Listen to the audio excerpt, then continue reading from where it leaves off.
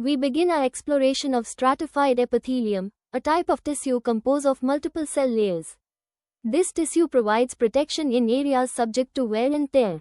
There are several types of stratified epithelium, each with distinct cellular arrangements and functions in different parts of the body.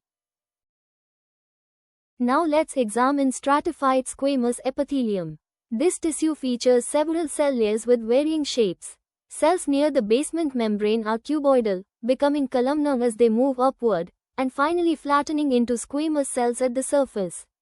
When these flat cells contain keratin, it's called keratinized stratified squamous epithelium, found in skin. The non-keratinized type lines the mouth, esophagus, and vagina, providing essential protection against friction and pathogens. Next, we have stratified cuboidal and columnar epithelia. Stratified cuboidal epithelium typically consists of two or more layers of cube-shaped cells, found in sweat gland ducts and both male and female urethra, serving protective functions. Stratified columnar epithelium features several cell layers where basal cells are small and rounded, while surface cells are columnar. This tissue is located in the pharynx, anus, and male urethra, performing both protection and secretion roles.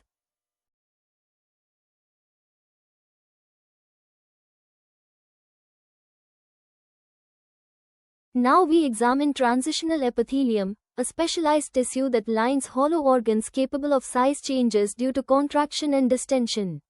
This tissue lines the urinary bladder, ureter, and upper urethra. When the bladder is empty and contracted, surface cells appear round and large.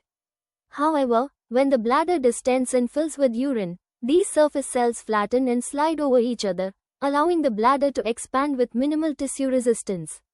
This remarkable adaptability gives the tissue its name, transitional.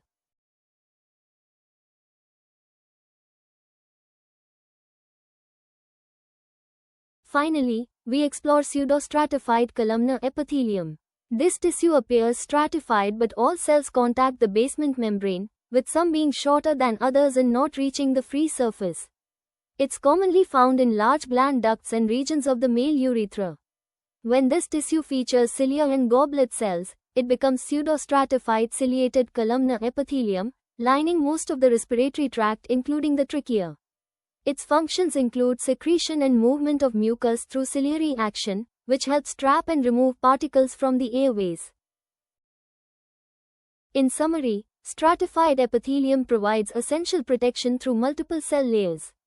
We've examined 5 main types: stratified squamous for general protection, stratified cuboidal and columnar for duct and passageway protection, transitional for stretchable organs, and pseudostratified for secretion and mucus movement.